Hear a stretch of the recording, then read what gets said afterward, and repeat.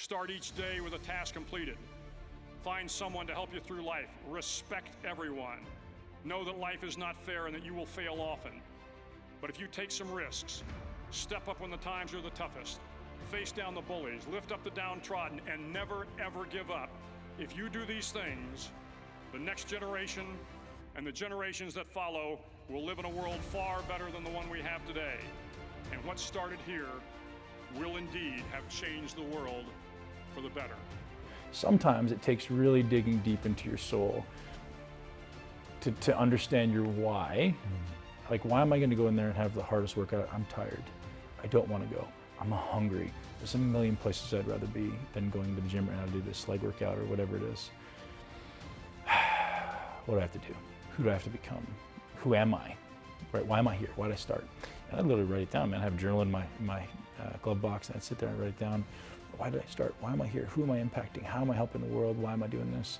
And all those things are just things that I journal on, and I'd say, you know, would just be like this expression of my soul. Why don't I want to do it? Like, what are the reasons why I don't want to do it? Sometimes I look at those, and those are the fire, those are the fuel of the fire, those are the kindling, right? But man, I want to be great. Like, anything I do, I want to be not just okay. The world is a competitive place. The world is a tough place. The world is a place that if you don't accept the fact that you are in a competition, you will get fucking destroyed. And by destroyed, I mean stomped on, kicked, beat, curb stomped, to a point where you'll be broke, desolate, miserable, and wondering what the fuck happened to you. Every morning in SEAL training, my instructors, who at the time were all Vietnam veterans, would show up in my barracks room, and the first thing they'd do was inspect my bed. If you did it right, the corners would be square, the covers would be pulled tight, the pillow centered just under the headboard, and the extra blanket folded neatly at the foot of the rack. It was a simple task, mundane at best, but every morning we were required to make our bed to perfection. It seemed a little ridiculous at the time, particularly in light of the fact that we were aspiring to be real warriors, tough, battle-hardened SEALs. But the wisdom of this simple act has been proven to me many times over. If you make your bed every morning, you will have accomplished the first task of the day. It will give you a small sense of pride, and it will encourage you to do another task, and another, and another. And by the end of the day, that one task completed will have turned into many tasks completed. Making your bed will also reinforce the fact that the little things in life matter. If you can't do the little things right, you'll never be able to do the big things right. And if by chance you have a miserable day, you will come home to a bed that is made,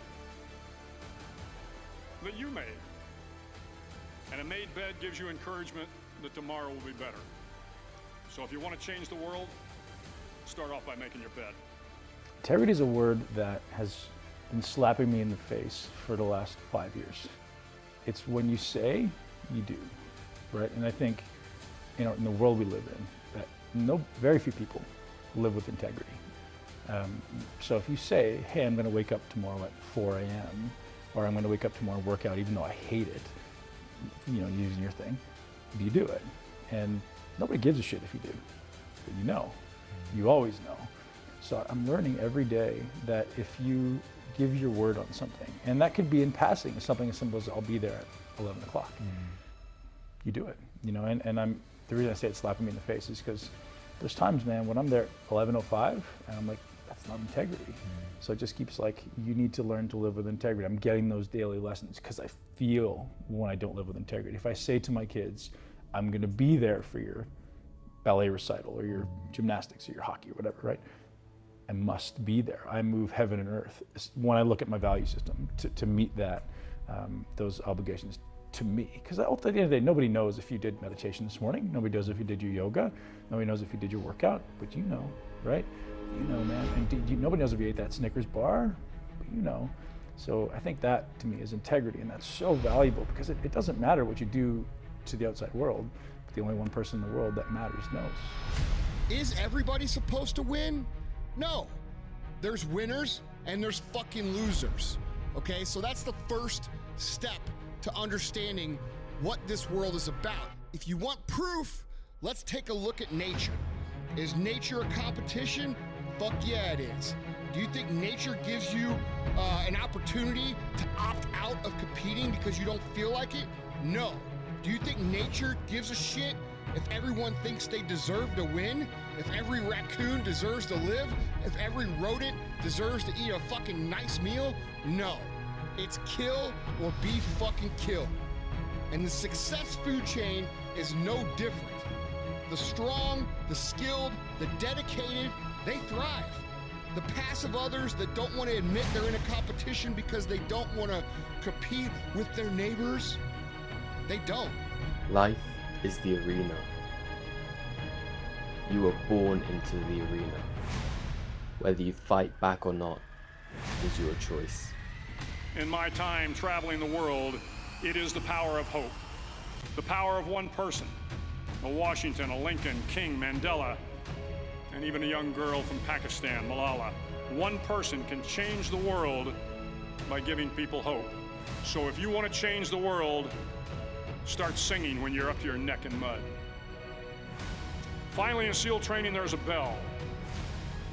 A brass bell that hangs in the center of the compound for all the students to see. All you have to do to quit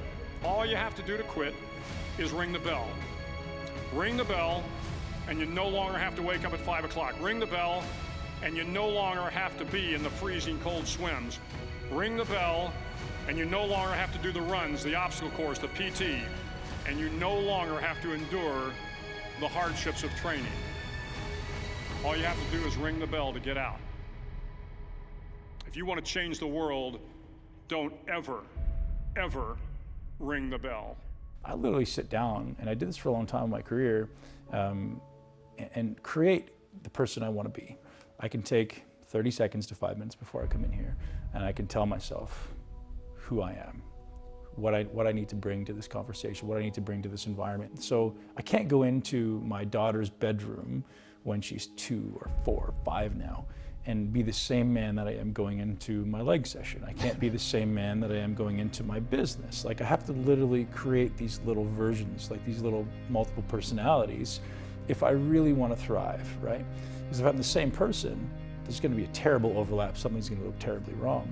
So I need to learn to sit down and map it out. Like, who do I want to be, and what does that feel like, and what's my posture, and what's my breathing, and what's my cadence, and how do I create that in every different scenario? That's the way you succeed, and that's hard in the beginning, right? So I try not to use that term. Like, I don't believe anything is hard. I just believe you need to practice, right? Like, nothing is really hard. What's hard? It just means you haven't practiced enough yet. So I sit down in the beginning, you're like, man, it's really hard to create this mind that I want to be a champion bodybuilder in the gym. It's really hard to create this mind that's this romantic, caring lover with my wife. It's really hard to create this dad who's able to play dolls and dance with my daughter, but it's not. It just takes consistency, practice, and diligence. And this is where meditation comes in, man. Like, if I'm not meditating, I see the difference. You're not showing up with your A game to talk to Tom Bilyeu. You're not showing up with your A game to talk with your daughter, and they're gonna notice. And you may think you're choosing not to compete, but you can't opt out. It's just like nature. If you're a mouse and you decide, hey, I'm not gonna compete in the nature's food chain, and you're hanging out, do you think you're any less likely to get fucking eaten? No. And success in life is no different. You can opt out all you want in your own head, but prepare for a fucking ass beating, because that's what you're gonna get. And you could cry, you can whine, you can pout, and you can bitch about how unfair that is, but it's irrelevant. You are a part of the proverbial food chain of success, whether you like it or not. And the biggest difference in success food chain as opposed to the nature food chain is that you have a choice of what you're gonna be and where you're gonna fall in that food chain. In nature, you're either born a grizzly bear or you're born a rodent, and that's what you have to be, and you gotta fucking deal with it. But in the success food chain of life, you could be born a rodent, but you could become a grizzly bear over time. And it does take time, but you have the fucking choice to be whatever you want to be. You could choose to be the grizzly bear. You could choose to have discipline. You could choose to invest in personal development. You could choose how to spend your nights and weekends. You could choose who you surround yourself with. You could choose to go the extra mile for others. You could choose to persevere. You could choose to take pride in every fucking detail. Okay? You could choose to bring value to everything and everyone you come in contact with. You could choose to be enthusiastic. You could choose to take initiative and do what needs to be done. You could choose to accept responsibility for yourself, your situation, and every fucking situation around you. You could choose to be a lifetime student of success. You could choose to execute day in and day out. You could choose to not cut corners. You could choose to do the fucking work. And you could choose success. Yes, my friends, you have a choice. But don't be mistaken. You are in a competition, whether you ask to be in it or not. And ignoring, denying, refusing to acknowledge that fact is the same as choosing to be a fucking rodent. Your actions make that choice for you every single day.